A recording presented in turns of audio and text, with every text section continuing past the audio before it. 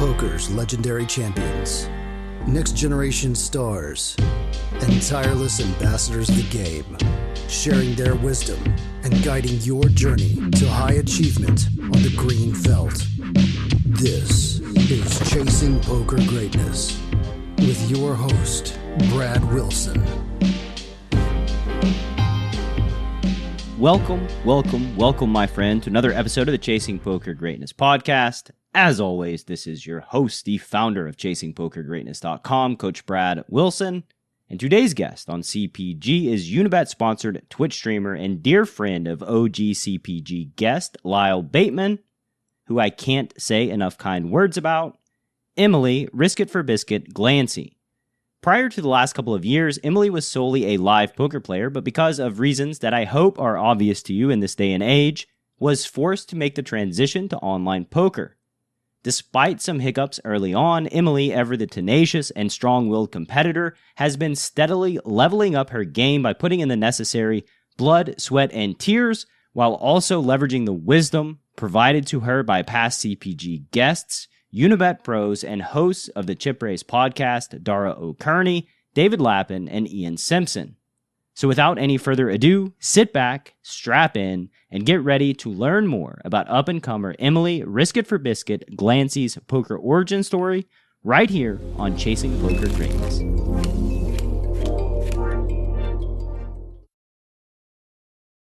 Good morning for me and afternoon for you, Emily. How you doing? Welcome to the podcast.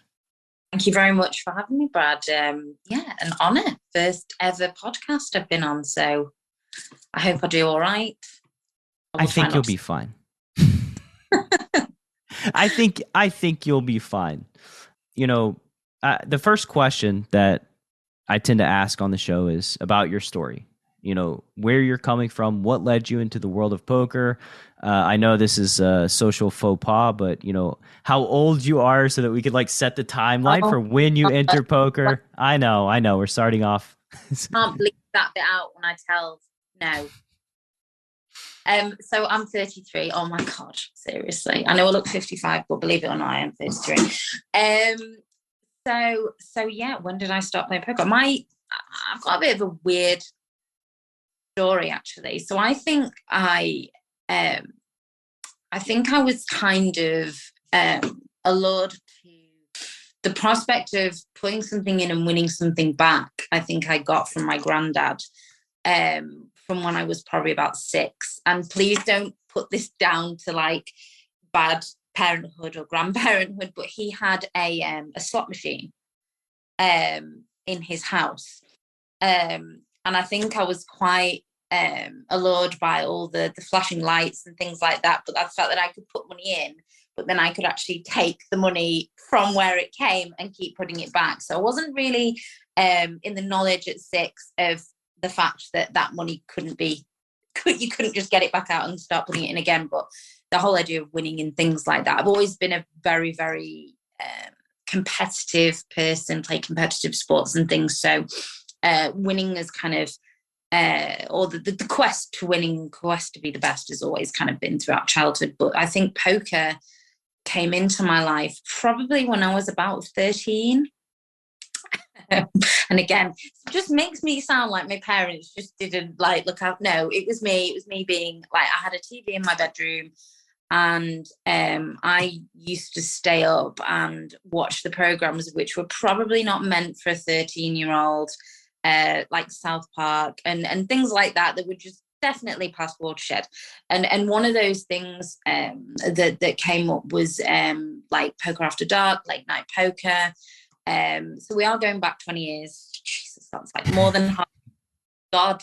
I just remember seeing these people, with all the, with everything was low lit and like everybody had shades on and they were playing, when the mics used to be like on the chips and you could hear the chip and it was just, and I just remember, and everybody and it just seemed, I was mesmerized by it. I was absolutely mesmerized by it.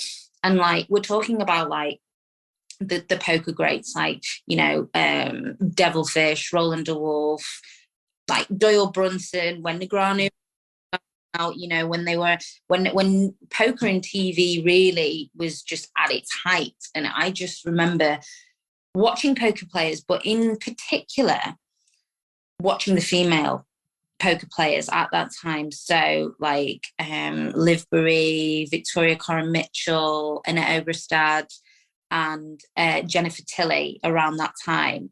And just thinking, oh my God, those women are just so fearless, and they were playing in a field against men and holding their own, and it felt like, even from the age of 13, there was a sense, I think, that I can describe it now as empowerment. And yeah, I was just very, very much drawn to it and would watch it. And then when I was about 16, I went to college, and in our common room area, the guys had a table, and they had cash on the table. Again, it makes it all sound very seedy, doesn't it? No. To interject a little bit, you know, I don't think there's much judgment here with the CPG listener. I think Patrick Howard told a story of being 11 years old. I think he was playing poker and like grinding at 11. Jack Lasky also started at like 12 years old, and lots of stories about, you know, grandparents or family members introducing poker to them at a young age. Maybe there's some survivor bias based on the guests that I have on this show as to whether or not that's good or bad. But yeah, I think it is a thing that's pretty common. And I remember playing 7-card stud with my grandparents and my dad and my uncles when I was probably 7 years old, playing like penny ante 7-card stud. I vividly remember that, and I don't remember a ton from when I was little, so it must have been pretty meaningful or impactful for me. And I think that's just like, you know, a common thing. Yeah, I agree. I mean, I can even remember playing like German whist and even Snap, but it was anything that involved a winner, I would always try and win. And, you know, Monopoly, or Tell me about that. Try to win. What does that look like for you?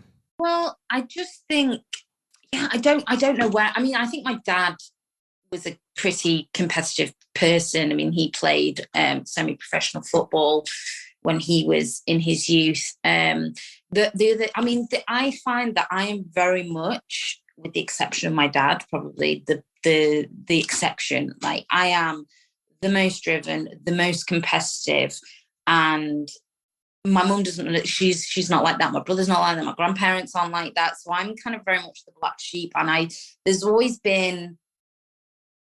It's almost like because I've played competitive sports since I was probably about 5. I started playing tennis and things like that. And funnily enough, actually, I've played tennis and I played badminton from quite an early age. And the sports that I was playing in, there wasn't a lot of female competition.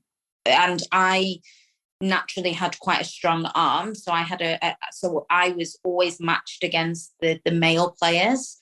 So I've always kind of naturally been competing against, not that to make it a massive issue about, you know, but physically speaking, men are stronger than women and things like that. But I've always had that more, it's never kind of fazed me. And I think playing against boys, because they weren't men then, they were boys, but and having a disadvantage, competitive disadvantage, making you almost want to win more, knowing that you're coming and you're statistically not meant to be winning. And I think not only kind of physical strength, but I think the mental part of a game, regardless of what you play, is just as important as the physical. Having determination and motivation to win.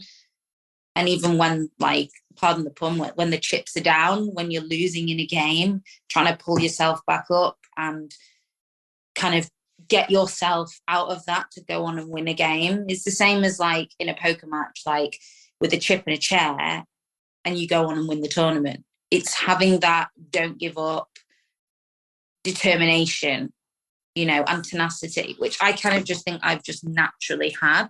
Yeah. Which is I think it's a good trait, and probably one of the necessary ingredients to a successful poker player is always trying to figure out, like, is this bet plus EV? Is there a path to making a plus EV decision? Like, do I have a path to victory here in any way? What does it look like? Let me investigate. Let's explore my curiosity. I think the best players tend to punt quite often. They tend to do things that are unorthodox just to see if there's an edge to be gained, right? Like exploring the curiosity. And as it relates to, your competitive ventures, how do you systematically go about improvement? Harnessing that desire and will to win. What does that look like for you? So how I look at improving my game, I would say definitely, psychologically speaking, we only learn from our mistakes. We never learn when we've necessarily done something good, because, there's just that instant positive gratification, whether it's when there is something negative or when you lose and things like that. Going away and thinking, okay, well, what did I do wrong? How can I think about improving this? And, and I think the thing with poker is that, and I think this is a big thing for people starting out, is that they tend to think that there is only, or being led towards the thought that there is only one way of getting better, i.e. to spend. And again, and this is what I hear from a lot of people, is to go towards getting somebody to give them the magic wand, i.e. go to a poker coach. And I don't think that is, I think there has to be a journey towards that point, because I think you have to find out, I think every person has to find out how best they learn, because it is not the same. That, which I think is really great about poker, is that it's not just one rule for all. It depends on you as a person. Some people are naturally more aggressive, some people are naturally more cautious and tight, and I think it's, the thing is that what I've seen in people is that, people are led towards playing it in a certain way, whereas I actually think that you should be able to play your own style and then adapt the methodology to fit your style. You don't have to change who you are as a person, especially as a live poker player, more of a live poker player than online. A lot of people think they need to fit a certain mold in order to kind of reach that greatness. So I think really for me, I think the main key with poker is actually finding out who you are as a poker player, your image, your strengths, your weaknesses. And then I think that looking at different ways to improve. So reading books, I have had poker coaching, discussing poker with other people that play poker as well, discussing hands, getting things like Poker Tracker, and maybe, obviously that's something slightly more further on in kind of people's poker careers, whatnot. Watching poker on, there are great things on YouTube and other forums which you can watch poker content. Twitch, again, I think is a great tool, and it's finding out what best works for you. And for me, I find that I would have said that I was much more of a live poker player. I think for most of the time that I've been playing poker, I would have said that my strategy was more exploitation rather than theory led, because I think it was about reading people before going down that route. But obviously since COVID, I wasn't a massive online player and I was predominantly live, and now I've kind of switched, and I have gone through the biggest transformation as a poker player, playing online, having to then really look at the theory side, because you can't get away with doing things online that you would be able to do live. And I believe it's quite a different game. I think online takes a hell of a lot more stamina, mental stamina. And I think it's, I went through the ring. I went in and played online thinking that it would be just so easy because I was able to go in and do the things that I would do live, and it didn't work. And I had to do it myself. I had to lose the money. Then I had to reflect on what was going on. Then I started watching more, reducing my level of buy-ins so that I could then almost go back to the beginning and do that and really grind and just work out and continue to think like, okay, what I did in this spot, how should I have done it better? Going and watching more content, speaking to people, getting the coaching, and then helping to build myself. And the thing is what I think about is great in poker is that it's continuous. There is nobody in the world who can say that they know everything because it's continuously evolving. And everybody, I think, has a part of their game that there is something that somebody else would also want in their game, or to be as everybody can offer something different. Absolutely. And I mean, people can say they know everything about poker. They're just full of shit. They can say it as much as they want. But like you said, the game tree is very big. And you said something too about finding a poker coach. And as somebody that's in the poker coaching space and the training space, like, you do need to find a coach that resonates with you. And there is no magic wand. There's no like instant fix to becoming a strong poker player. Nobody's going to hold your hand and do the work for you. You have to do the work. You have to invest your energy, your life force, all of those things. I think that, the describing it as a journey is very apt because it is a journey. And I think like the poker coaching / student relationship is a journey too of discovery, and a lot of the weight for communication, communicating ideas, communicating theories, communicating exploitations, communicating just all the things from the coach to the student. That's probably has been my highest priority as somebody in the poker coaching space. I think it's something that like a lot of poker coaches don't invest enough time and energy into, is being able to transfer knowledge cleanly and clearly in a way that's understood to where there's minimal disconnect. So yeah, it's everything's a process. And I mean, just going back to, you talking about the pandemic and how it's, kind of forced you to raise your technical game, which I think online poker does require a higher technical ability than live poker. It's made me invest lots of energy into studying and strategy building and data analysis. And I can say that in the last year of going through all of this, building out courses, doing all the coaching, learning, growing, like I'm the strongest poker player that I've ever been, and it's not close. And it's kind of crazy that after 16 years of doing this for 16 years, and then spending 1 year primarily building strategies and coaching people, that this has been, the second biggest growth for me as a poker player. And the first was when I first started playing and learning the rules, which I think is just kind of crazy. It's not something that I would have ever imagined happening over the course of a year, but the reality is we've all got areas to grow and spots to get better in. That's it. I mean, I think that the pandemic definitely put a challenge in, and it's very much that kind of psychological perspective of fight or flight. There were those people that I've spoken to, predominantly live players, when I've gone to play live now, who go, I gave it a bit of a go, but it just didn't work, so I gave up. Yeah. For those players who literally, like for me, it was a massive awakening, and I'm not going to sit here and I don't think anybody can sit here and say they were the best, but I genuinely, after having, over a year and a half of really putting, almost 2 years, almost 2 years now, putting the grind in online properly, that I can admit now that there was, I think delusion is a bit of a strong word, but I was kind of, I felt like before I kind of put the time into online that I was seeing things through rose-colored spectacles, and that I was slightly ignorant of poker, because again, it was that thing where I was doing well, so therefore am I going to reflect when I was doing well and I was happy with what I was doing, until the point where I went online and the struggle was real.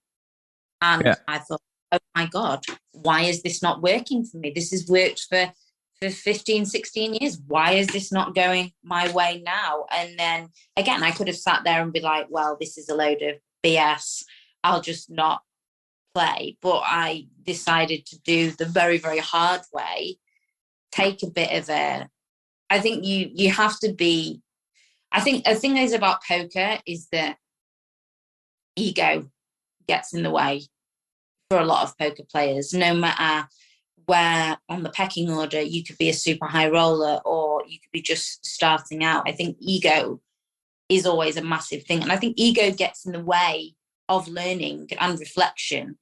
And I think you have to be true to yourself and be honest. And I think for me, the point where I started getting better was the point where I was actually honest with myself and actually said, wait a minute, it isn't variance.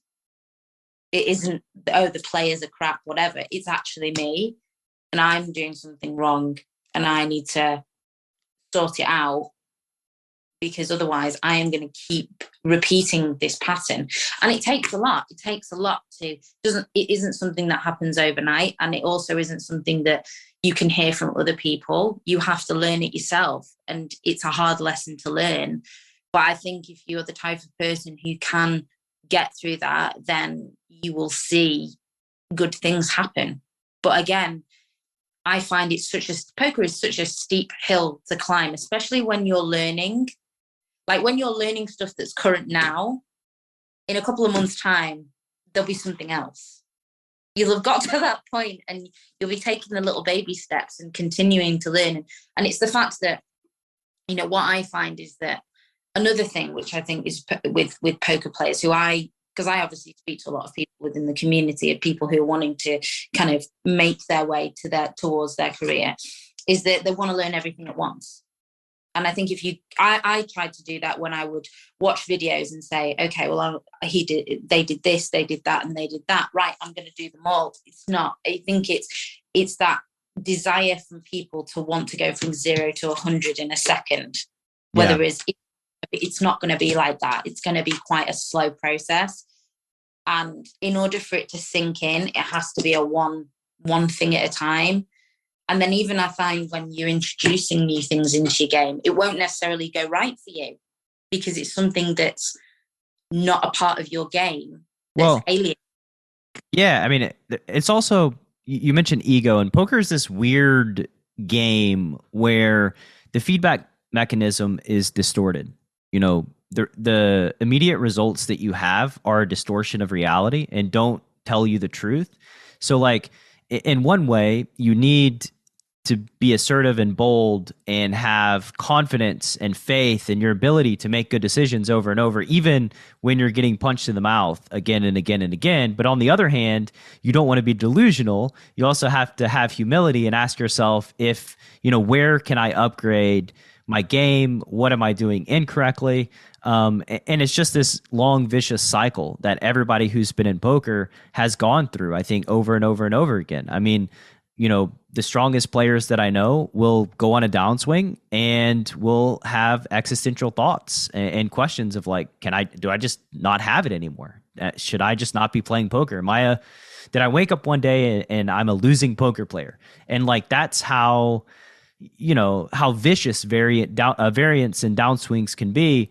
And you just have to like have some blind faith that what you're doing will eventually work out at the end.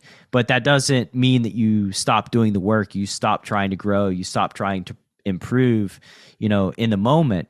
And on the topic of going from 0 to 100 overnight, the way that I think about poker is that, poker's not just one game. It's like a bunch of mini games all put into one game, where it's like different phases of the game, things that you need to focus on and learn. And it's kind of like a car where there's like multiple parts that all work together to where the engine fires and you're able to go.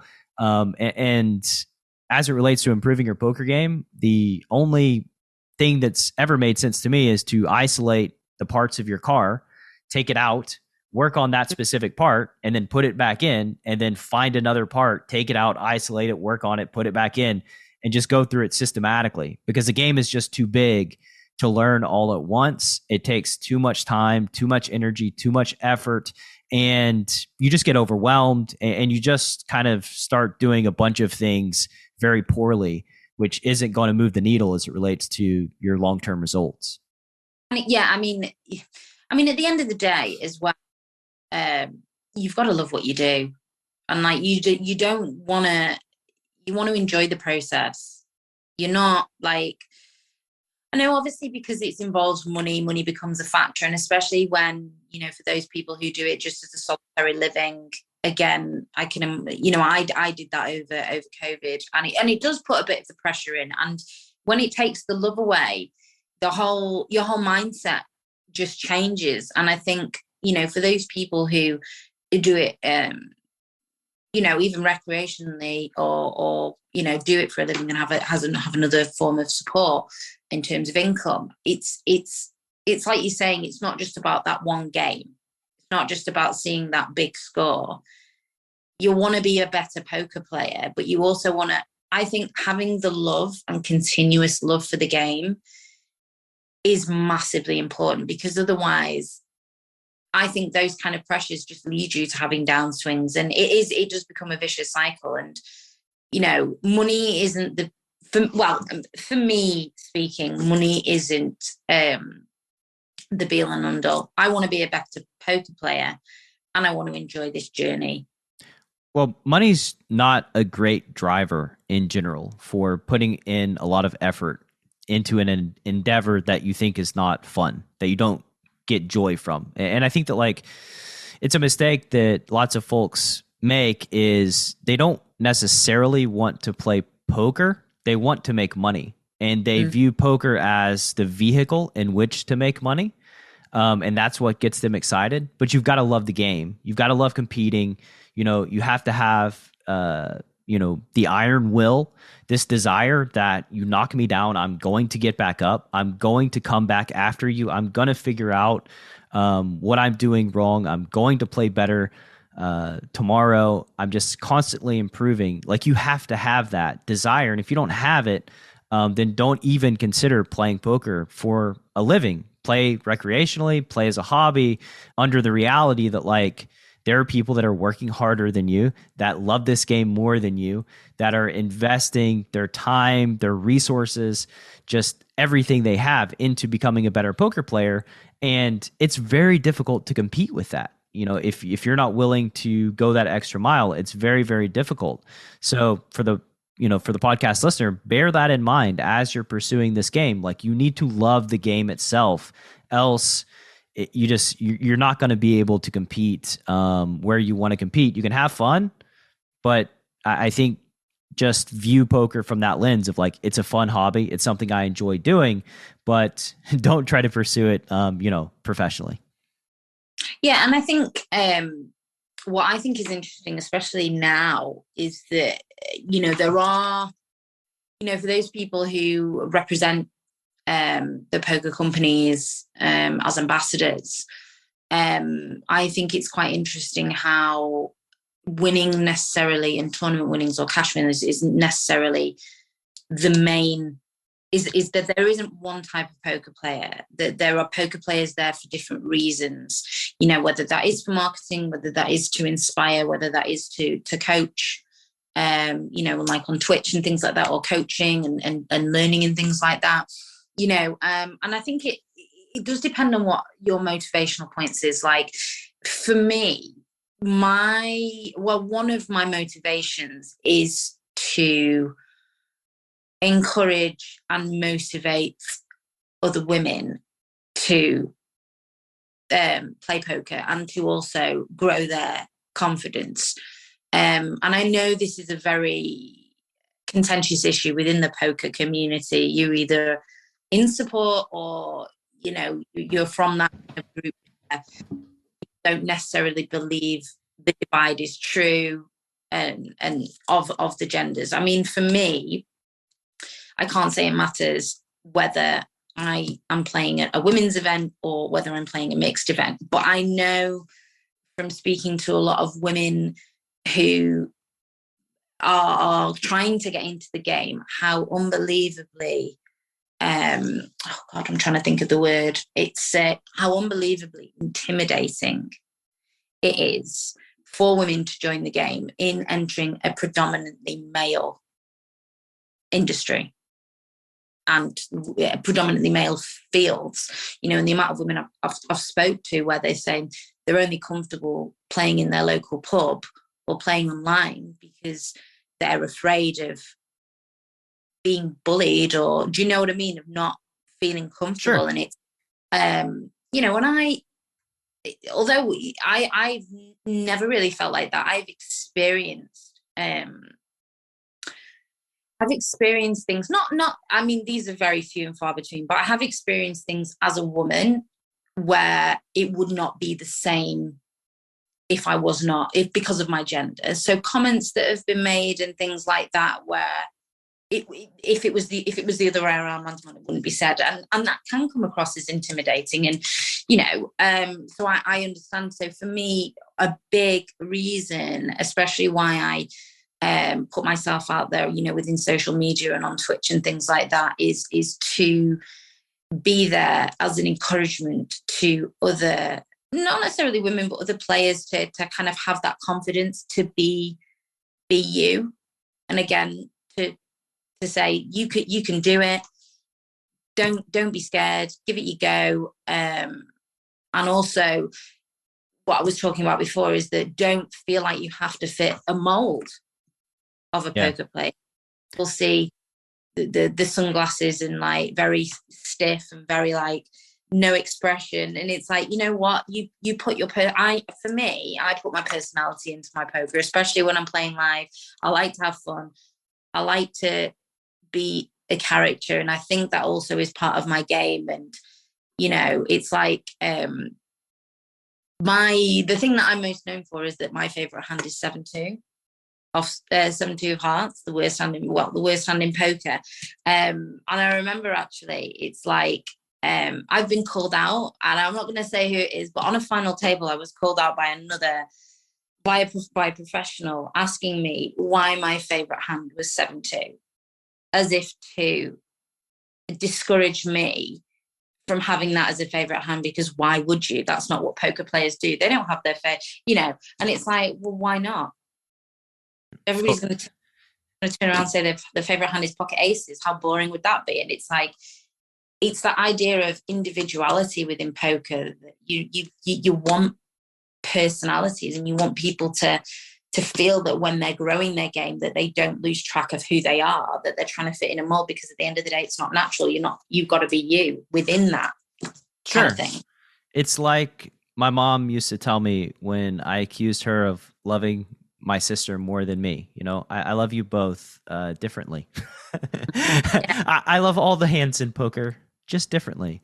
But yeah, I mean, we need personality, right? We need people to be themselves, to be authentic. We don't need robots with sunglasses and hoodies and never having a discussion. One thing I'll say for cash games is I think cash games tend to be a little bit more fun and a little bit more laid back than, especially as how poker is represented on TV. Cash games are just more, it's just a more relaxed atmosphere. People kind of easygoing.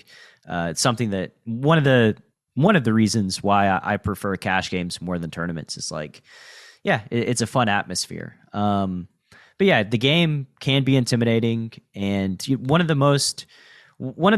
most naturally talented human beings that I've interacted with in my poker journey is Vanessa Selbst. And I was 21 years old, and like when you meet people who are supremely talented in this game, at least I recognize it very quickly. Like they will say things, the way they think about things is just different than other people. The way they communicate is so profound, but also simple. Those types of human beings, they're pretty rare. But was certainly, I was friends with Vanessa before she was on ESPN the first time, when she like bombed off with like deuce 5 suited, I think. But it was a given that she was going to be a massive success before she ever won a tournament, ever did anything. Like, to me, it was like a very obvious thing. This is an extremely high level thinker who's just basically bound for success if she pursues poker with everything and doesn't like have a career change, which I think now I think she's in the hedge fund world. But I mean, but what a force Vanessa Selps was. I mean, again, it's that no BS. She wasn't going to be, there was no question, there was no pushing her around, and she was a very strong representation of female poker. But I think it's actually really refreshing to see so many different types of personalities within the female poker community. You know, you like Vanessa Selps, like Vanessa Cade, for instance, and what she's been through, and that not only within the poker and winnings, but also what she's actually been through career-wise over the past couple of years, and her tenacity and things like that. Like Victoria Coren Mitchell, who are intellectuals and showing that type of very almost like sophisticated style of poker, very non-intrusive, but and again, we're talking live, and and as I say, one of my favorite poker players of all time happens to be Jennifer Tilley, because I just think she oozes charisma. She's funny. She puts the into poker, and she's not intimidated, but it's a very flirtatious vibe that she kind of gives. And I think, I love the fun that she brings. And I think that that's what she promotes, is the fun of having fun. Yeah. Like games and things like that. I just find her. So, and you want to have people who are entertaining to watch, who the poker community can engage with. Absolutely. Well. I mean, we need characters in the poker world. Just more and more characters. And I think, this may be too early, but I think Jennifer Tilley is going to be on this podcast in the near future. We've had conversations. So excited for that. I know she just got finished filming High Stakes Poker. The biscuit. I love you. Definitely. Heart goes out to. I just think, and I think that one of the best poker couples, her and Phil. I just love it. I just think, again, what a combination of and again, Phil is another poker player who doesn't feel the need to be put into a box or to fit into a mold. Again, he's such a unique style. Definitely something to be admired, where people just do them. Yeah. And are so confident in being them. And I think are a great representation to people out there. Yeah. You can be yourself. It's okay. The decision to enter a hand is fundamental to poker strategy. Too tight, and they know what you have. Too loose, and you're easy to run over. Pre-flop bootcamp from Chasing Poker Greatness is a comprehensive guide to locking down your pre-flop game and creating true range advantage. 8 days of guided training, over 60 optimal ranges, and access to a dedicated community of players that will push your pre-flop game from a place of weakness to your greatest strength. Go to chasingpokergreatness.com/bootcamp. Available now. Before boot camp, I had been playing for maybe 15 years, somewhat seriously, always trying to get better, jumping from learning program to different learning programs and training site to training site. Kind of feeling a little bit lost, not really knowing how to go about getting better. And pre-flop boot camp just felt like a great starting point, a way for me to move from being a losing player to possibly a winning player. It felt like the right first step. Once you jumped in boot camp, what was your experience like? Well, first off, I realized that I'd been making a lot of mistakes prior to boot camp, kind of learning what ranges should look like and what hands should be played in what situations. It was exciting because I could see what other people had been doing to me, what I had been missing in my game. And then from there, just the whole camaraderie of everybody that's signed up, working together, trying to achieve that goal. That was fun. That's pushing each other and really helping one another, kind of feeling like you're a part of a team. It was a great experience. I enjoyed the process and I learned a lot. What was your experience like playing cards post boot camp? It's a totally different experience. It put me in a position to be successful as opposed to always being behind the eight ball and playing catch up. I really feel like it's the foundation of a solid poker game. And since boot camp, I've been able to turn a profit and keep building on what I learned there. Being able to go back into the group and really work together even after boot camp was over. It's been awesome. What's your sample size of winning post boot camp? I think I have 70,000 hands played by now. I'm a father and I have a job, so I'm not a professional player by any means. That's my sample size.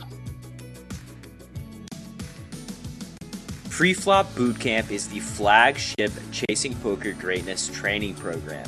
If you'd like to dramatically upgrade your preflop game, a new bootcamp launches on the last Saturday of every single month, and your link to join is chasingpokergreatness.com/bootcamp.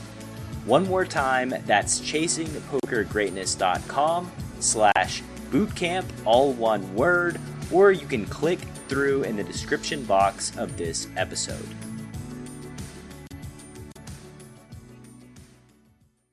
Told the story before. This is tying back into something that you said earlier about approaching the game in different ways. And, the story is in The Art of Learning by Josh Waitzkin, there's a chess grandmaster who meditates for a few hours in the morning every day, and basically to get in touch with his feelings and how he's feeling on that day. Is he feeling more aggressive? Is he feeling more passive? Like, what is his state of being, so that he can deploy that strategy in his chess matches later on in the day, so that, everything flows, so that it resonates with how he's feeling that day. And I think there's just very important lessons to learn there.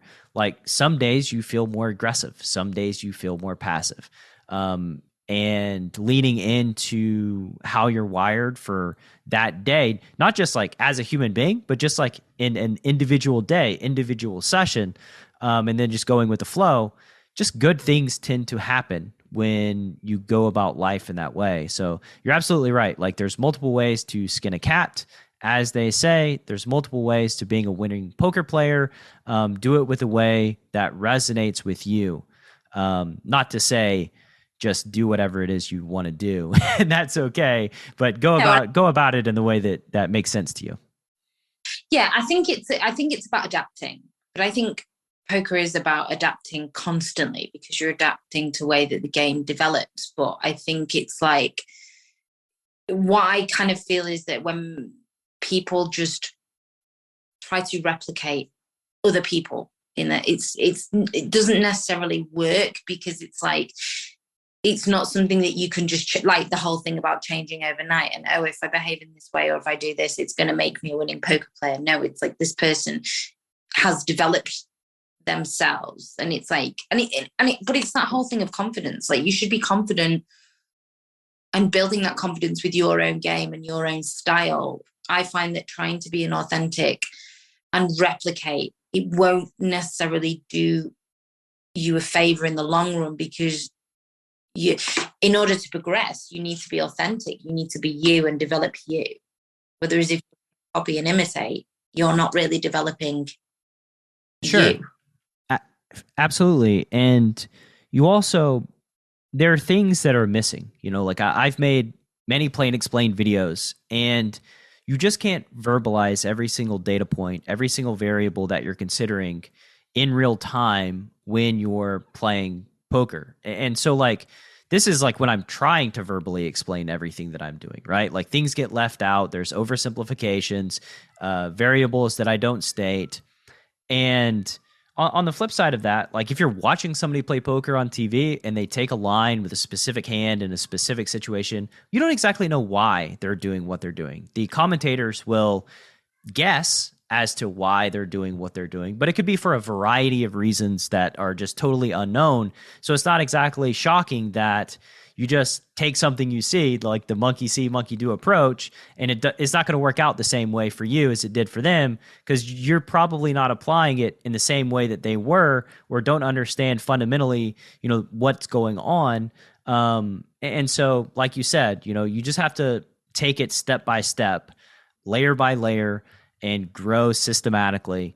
You just can't become a crusher overnight. It takes a lot of hard work and dedication. So basically, we're just saying, let's just be onions. Exactly. Let's be onions. See, this is it. We could have just said that from the beginning. That would have been the podcast over. And to summarize, we are onions. The end. Period. And stop. Exactly. Very efficient. But yeah, I mean, I was thinking of something then. Because especially, when you were saying, Brad, about when you see things on TV, especially from a live point of view, I find is that, those players will have been sat on those tables for hours. And this is something which I kind of developed naturally. And I think that is something not necessarily that you can teach. It's just kind of a natural thing, when you're playing an exploitative game, is that, what I found was that I would be able to sit on a table for hours and memorize different hands in terms of showdown, and look at different players who I were playing with, and anything that stuck out in terms of, okay, well, this is what they did when they were bluffing, this is what they did when they had it, and trying to put together, it's like a patchwork quilt or a puzzle, and you're trying to put that puzzle together. So, before I then put this online, whole theory side into my game, or put more of it into my game, it was basically, my game was based on me memorizing hands after hours and trying to build a profile for each of those players, so that it wouldn't necessarily be that I had the best hand. I just knew that they didn't. Yeah, you're finding weaknesses. You're building out a profile for the opponents you're playing against, trying to find natural weaknesses that you can exploit, and on that same note, I do think that that's a part of poker that has gotten to be criminally undervalued over these last 5 or 6 years, where you're playing a game against human beings, and human beings are predictable, and human beings make mistakes. And a lot of times, the best poker players will know somebody's strategy better than their opponent themselves know it, so that they can then exploit that strategy, which, correct me if I'm wrong, but that seems like what you're doing when you play live poker. Yeah. And I think, as well as looking at others, other poker players, before I did that, it was for me knowing what I was being perceived as, what my image was on the table. It's almost like reverse psychology. I know that this is what, if they think I'm particularly aggressive or on the looser side, this is when I can get the most value. Yeah. If doing it, and and again, the whole thing about never showing cards and things, again, I think that's dependent on your game. So I used to show bluffs to certain players who will, and then when the time was right, I'd do exactly the same thing, have it, and get paid off. And I think it's knowing that, of what my perception was, to then use it almost against the players, because you're not the only one on the table that's looking and working that out. Sure. So I think for me, the best thing was knowing, how am I being perceived? What type of player am I? But how am I being perceived? What type of player do they think I am?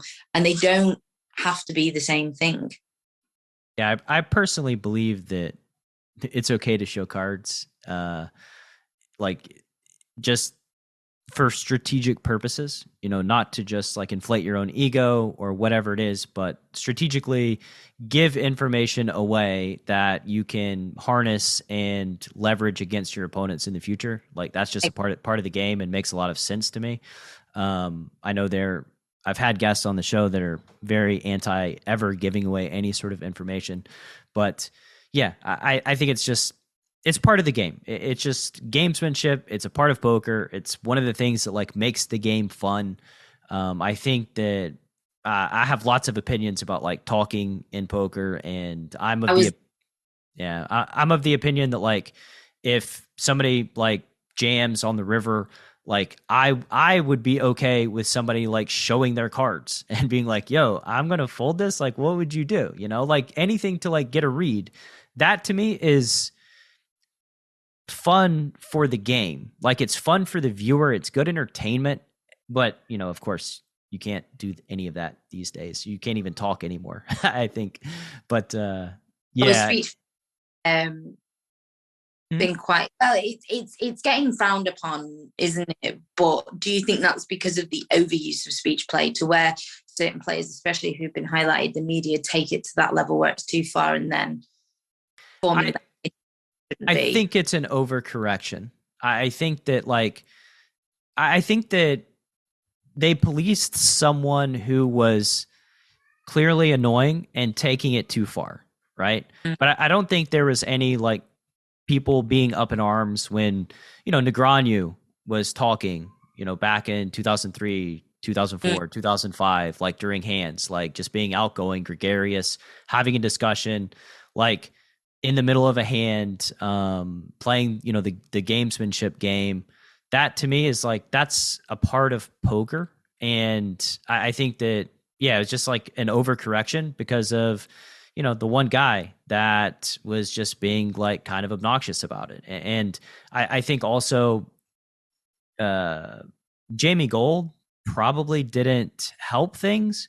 Although lots of people like the Jamie Gold speech play in his WSOP run. I played against Jamie in cash game, and I will say that taking a minute or 2 minutes talking every hand before making a decision does get old pretty quickly in a cash game setting.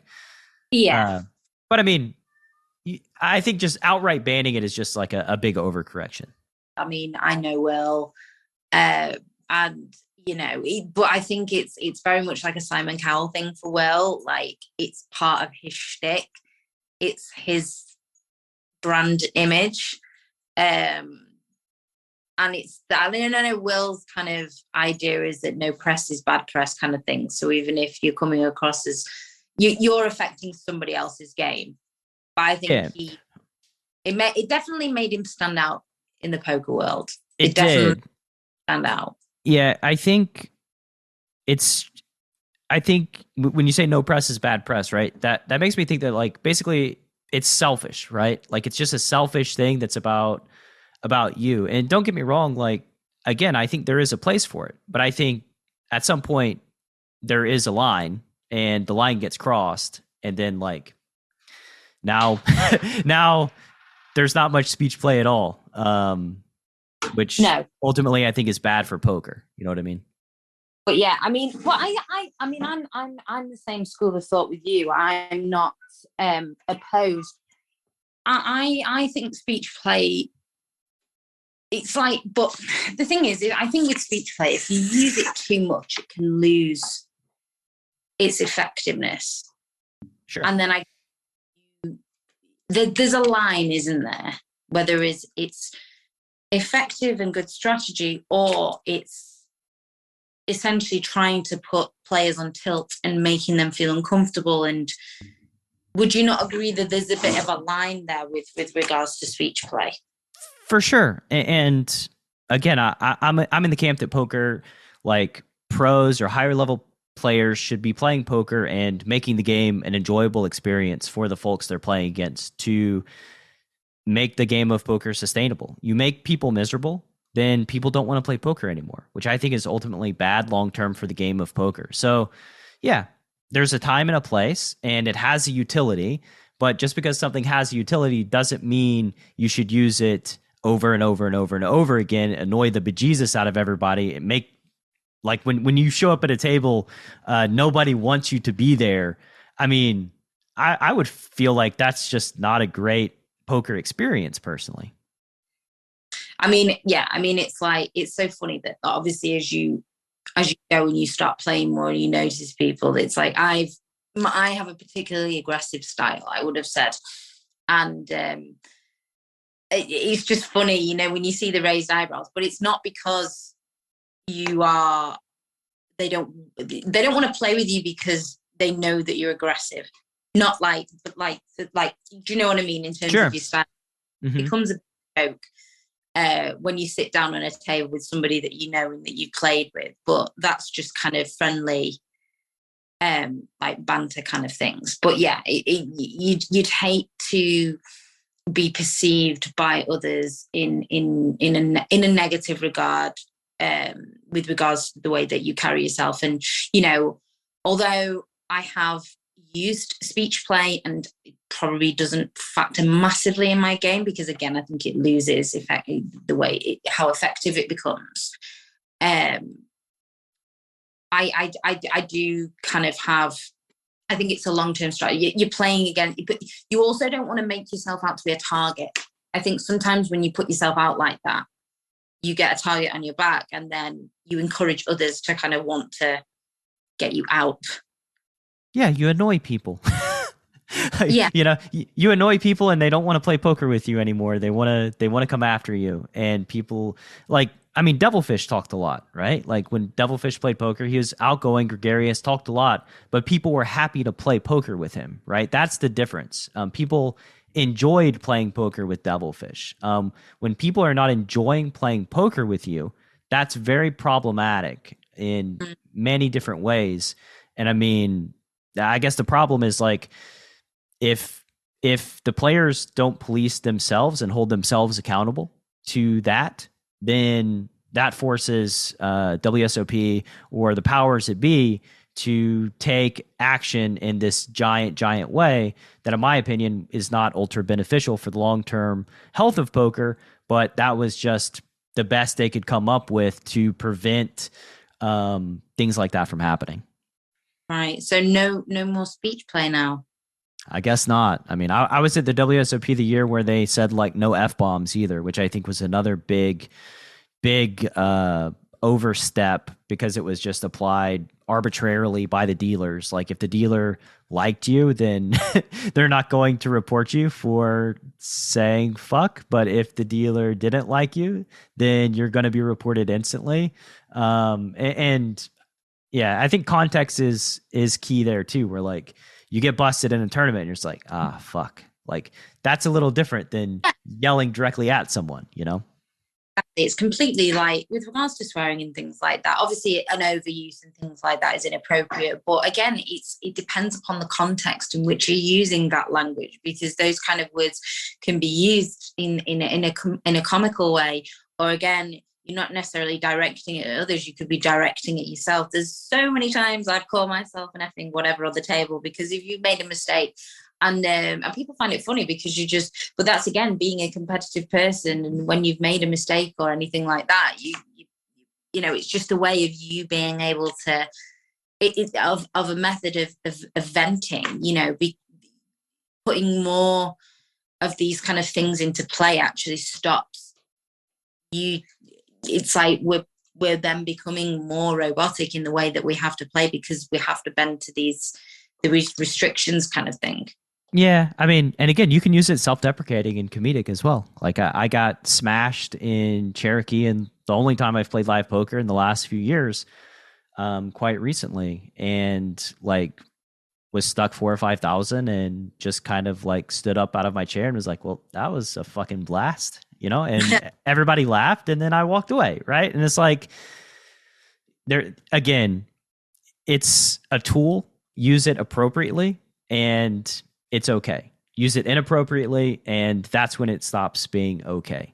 But just removing something that has utility from the game of poker, I think, is just not great for the long term of poker. But I'm just one person, and that's my opinion.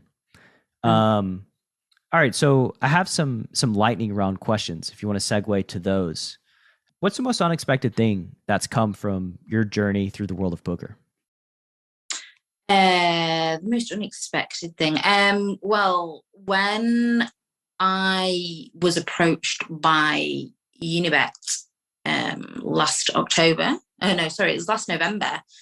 I'd literally only been streaming for a month on Twitch, and was approached to be part of their community and to stream for them. So for me, that was extremely unexpected because I'd only been watching Twitch for about a year.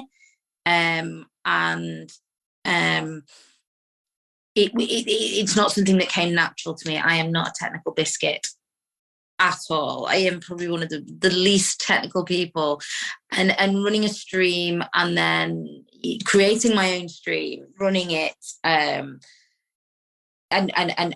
doing it hours upon end whilst doing multiple tables was all a very, very new experience. And getting to approach just a month after I started, and somebody, saying that, we like what you do, and we think you'd be quite a good part of our team. It was very, very flattering and very encouraging, and I do really, really love it. Definitely. Awesome. The Twitch streets. If you could imagine a carbon copy of yourself who's just now getting into the game of poker, what advice would you give to that carbon copy? Starting out, God, I did it the hard way. I did it the very, very hard way. I would just say, probably the main thing is to be open. To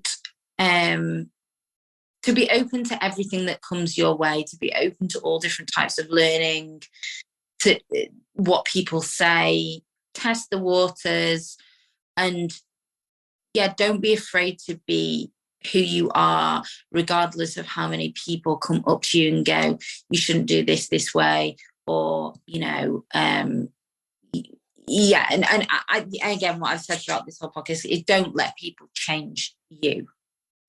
Absolutely. Yeah. People may steer you down a route, but if you don't feel like it's you don't need to go there. Feel confident in who you are, and don't be afraid to grow that confidence. It will take a long time. Rome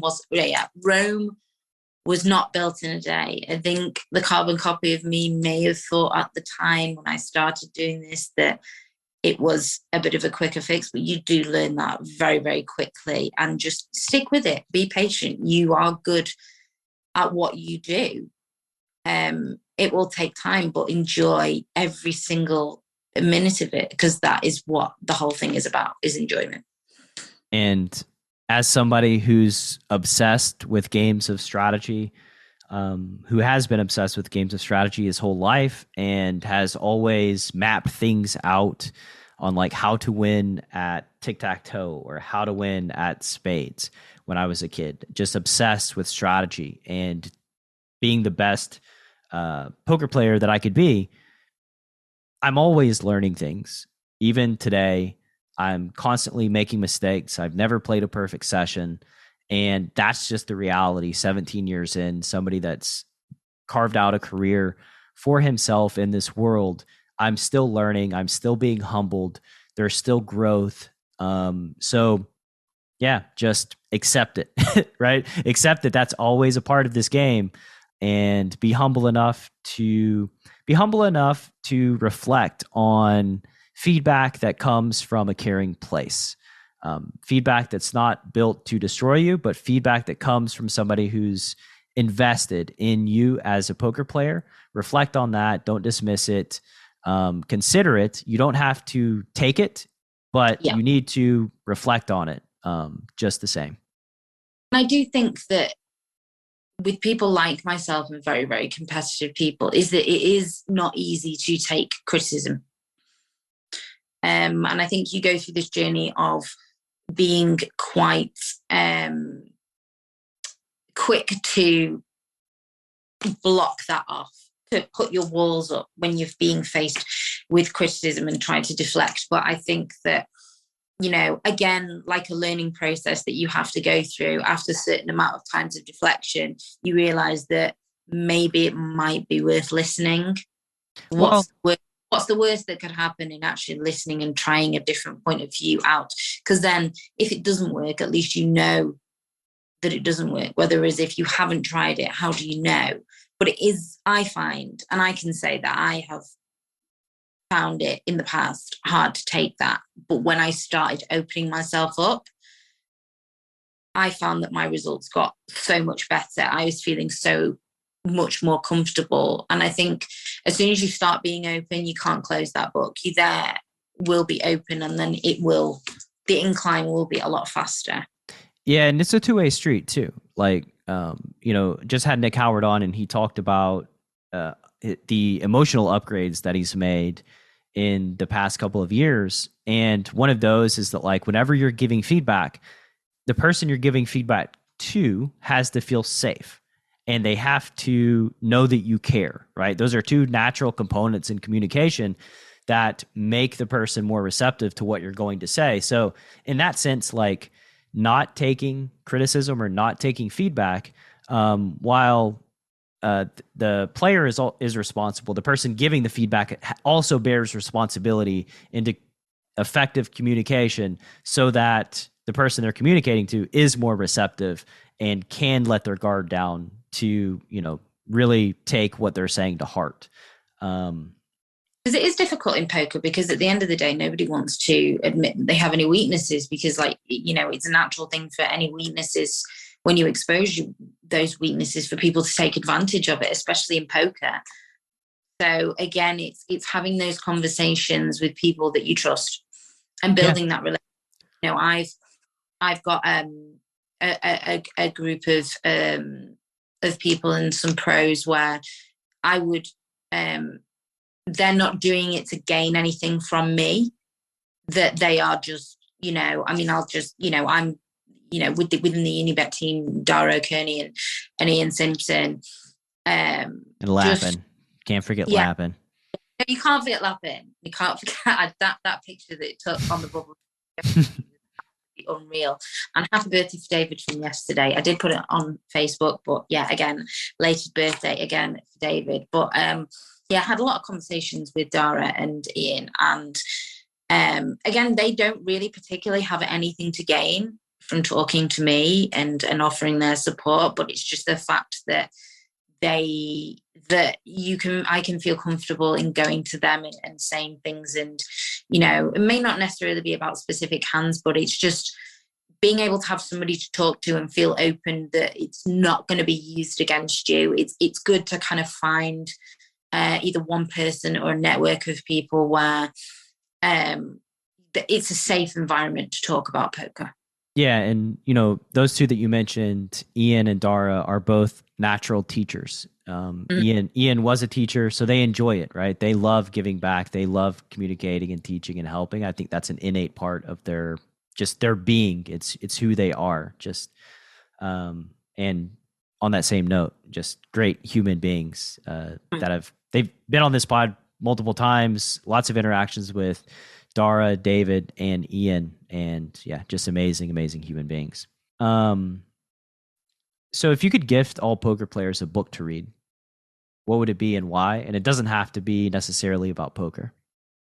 I mean, it doesn't have to be about poker. I don't know. I've got some weird tasting books, so I'm not going to reveal. Not like that. No, oh, nah. I find the best books are on. Oh God, I like reading books about serial killers. So yeah, I just find it really interesting about the psychology of that. So yeah, you can edit that out of the podcast if you like. Not just like, I just have to find it fascinating to read about true life. So maybe not recommend for people to start doing that.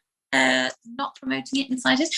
And I love that you have to qualify that you don't want people to be serial killers.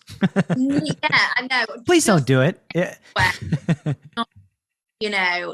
Affiliation. The me reading of serial killer books is no affiliation with Unibet Poker. Just to make it clear, I've said too much already. Headline: Unibet Poker sponsors are serial killers. Yes, God, I can see the headlines now. Yeah, I think that would look brilliant. But I mean, I think I'm not a massive reader of books in terms of strategy, but I read Dara's PKO strategy book, and I definitely found it one of the easier to the way that he kind of explains it. The font and the text that he's used, it allows you to make notes. The graphs in there are really good. and the charts and things like that. So I do recommend his book, and I know he does audios of that book as well. And I definitely, for me, PKO is actually probably my favorite type of game. And reading his book definitely, and the way that he just puts things makes it really easy to understand. And I think that's obviously when you're writing poker books, you need to make it accessible to people. So yeah, I think that, yeah, I would recommend that. Yeah, Dara and Barry did a really good job on that book. I could make the Barry Carter serial killer joke now. That's just the lowest hanging fruit. But I'll leave that one on the table. He's Barry's a great guy. Sometimes he can take some pictures that maybe he looks a little serial killer-esque. But now we're on the topic of serial killers. This podcast is now going to be entitled "The One About Serial Killers." For sure, of course. I know. People are going to. It is, but better to be remembered than forgotten, right? Better to stand out than not stand out at all. Although we are not saying for people to start killing people to be remembered, just so everybody's clear, that when we're not saying that. I don't want to be like subpoenaed in court that I was the inspiration. What's your current big goal in the poker world? I think my goal, and I know this is probably a goal for a lot of people, but I would like to move to being fully professional. Yeah, I would love to be an ambassador in poker. I just think, I do have such a love for the game. I'm very willing to learn and to accept kind of help and things like that. I'm extremely determined and driven. I'm kind of at the point where, I definitely guidance is really important and to get to that next step. But, I don't go down the route of being staked just because I feel that it would definitely change the dynamic to my game, playing with other people's money. So I decided to do it the long and slow process of building the bankroll. But I also know that that's down to me. But yeah, I think that whatever opportunities may be in the future, definitely I see poker within my life. I just love it. I love the community. I love about how you can stand out and how you can also like help others. Like, I think that, it's like the coaching and help that I've received, whenever I've had people come and ask me, it's always flattering. But it's nice to be able to pass on that wisdom to others. So it isn't just for selfish reasons, and that you can support others within the community like they support you. Absolutely. So I would like to have a career in poker, and yeah, that's the dream. Well, keep doing the work. You've got really good connections and people who are extremely supportive and good humans in your corner with Dara and Ian and David. Just keep plugging away. That's really all you can do. And final question: where can the Chasing Poker Greatness listener find you or learn more about you on the World Wide Web? So either on my social media, Emily Glancy, aka Riskitforbiscuit. I also stream on Unibet Poker every Thursday night. And yeah, I do have my own Twitch channel, Riskitforbiscuit Poker. Yeah. See how I tricked you into bringing on a horde of serial killers right to your doorstep? Yeah, boom. I know. The people are not. Run for the hills, guys, honestly.